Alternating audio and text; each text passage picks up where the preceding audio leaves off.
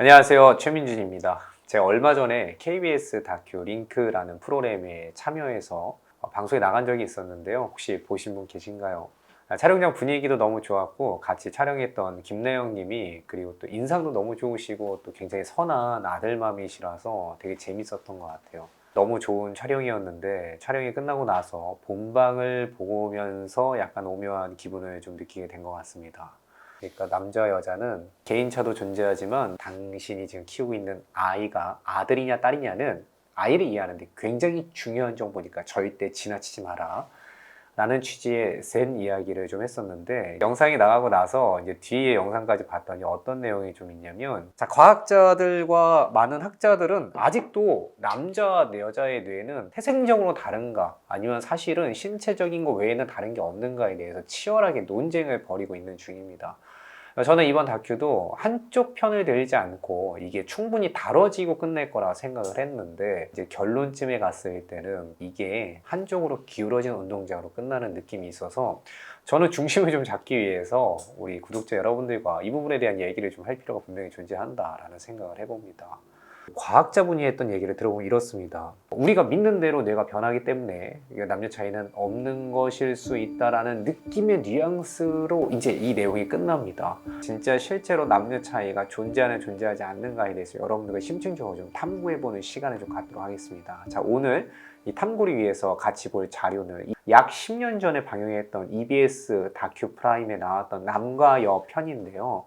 제가 10년 지난 다큐를 지금에서 꺼내서 같이 보려고 하는 가장 큰 이유는 주장 기반으로 되어 있는 게 아니라 실험 기반으로 이루어져 있기 때문에 저는 상당히 신빙성이 있다 생각을 합니다. 2020년대에 나오는 다큐 링크는 다 좋았으나 실험이 빠졌잖아요. 자, 남과 여 다큐에서 가장 중요한 부분은 여러 가지 검증법을 통해서 이거를 밝혀봅니다. 자, 첫 번째 실험은 남녀 쌍둥이로 시작합니다. 똑같은 환경에서 똑같은 조건에 자란 남녀 쌍둥이 12개월 된 친구들입니다. 그런데 얘네들을 세 쌍을 데려다 놓고 우리가 흔히 알고 있는 아이들용 장난감을 앞에다 어지러 놓습니다. 이들은 성별에 따라서 장난감을 선택할 것인가, 가정별로, 문화별로 장난감을 선택할 것인가에 대한 실험을 진행하는 거예요. 한 살 아이를 선택한 이유는 사회의 세뇌를 가장 적게 받은 아이들을 선택하기 위함이었겠죠. 새 쌍둥이 모두 남자아이들은 로봇이나 자동차를 짚는 모습을 보이고요. 여자아이들은 전부 다 인형, 공주 이런 것들을 짚는 모습을 보입니다.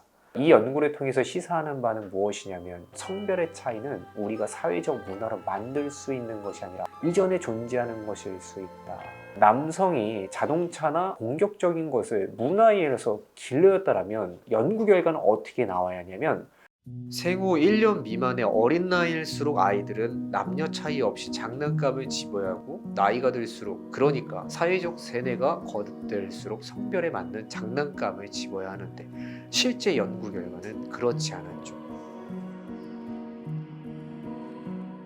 이것도 못 믿겠다. 뱃속에서부터 세뇌당했을 가능성이 있다라고 얘기가 나올 수 있기 때문에 나왔던 연구가 원숭이 실험입니다.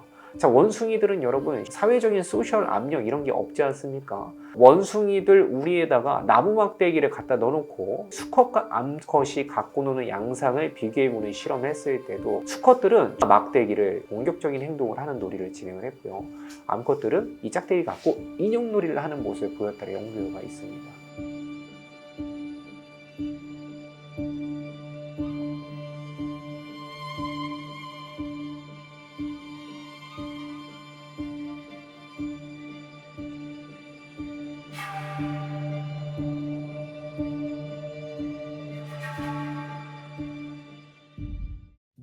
사회적으로 남자아이, 여자아이에 대한 인식과 문화, 소셜의 차이가 전혀 없다고 생각하지 않습니다. 여기서 메시지는 단순히 문화적으로 사람이 만들어진다는 생각은 상당히 위험하다는 거예요. 아이가 갖고 있는 기질과 특질을 이해할 때 가장 중요한 정보 중에 하나는 이 아이가 남자인가 여자인가 라는 것을 여러분들 한 번 더 강조드리고 싶습니다.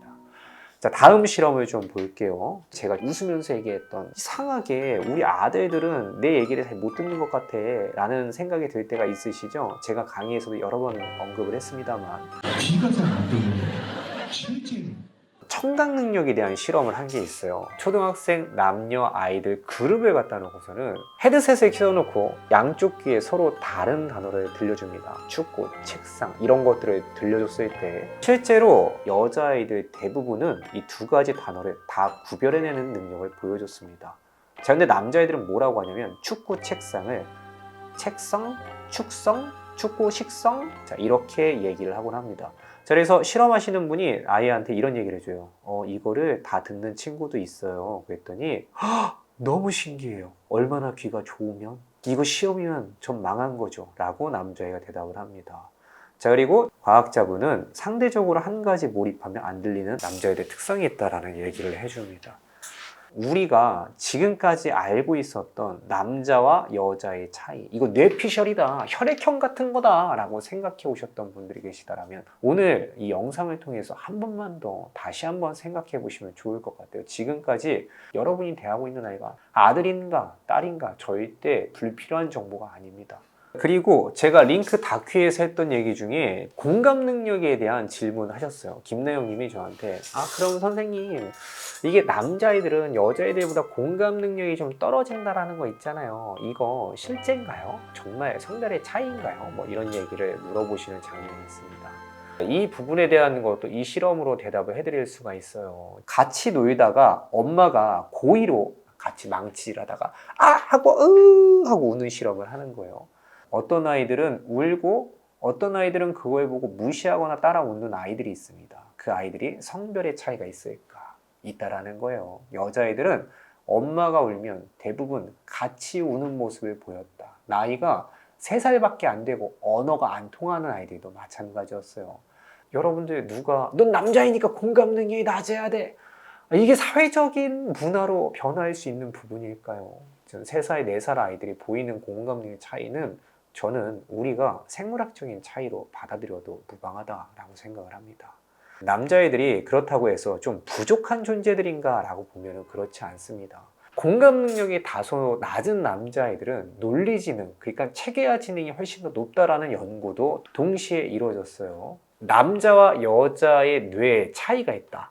선천적으로 그들은 생물학적인 차이 때문에 다른 심리를 겪고 있고 다른 성장 과정을 겪고 있다는 것을 인정하는 일이 절대로 두 성별 중에서 누가 우월하거나 누가 낫다라는 결론이 되면 안 됩니다. 남성이기 때문에 이래, 여성이기 때문에 이래, 이게 고정관념이 되어서 아이들 계속 평가 이런 게 아니고요. 남자와 여자는 다르게 발달하지만 서로 동등할 수 있어 라는 개념들. 남자 여자가 다르다는 걸 얘기하는 것 자체가 굉장히 위험하게 느껴지는 핵심 포인트는 다르기 때문에 누가 더 우월하고 누가 더 부족해, 누가 더 열등해 라는 근거로 쓰였던 과거의 삶 때문이라고 생각합니다. 다르지만 우리는 서로 잘 살 수 있어. 우리 사회가 갖고 있는 남성과 여성 간의 그 혐오적 갈등 같은 것들의 원인도 어쩌면 너무 다른 존재를 같다라고만 주장하기 때문에 생기는 문제는 아닐까라는 생각을 해보면서 오늘의 짧은 이야기는 마치겠습니다. 여러분들 궁금한 것 더 댓글로 달아주세요. 안녕!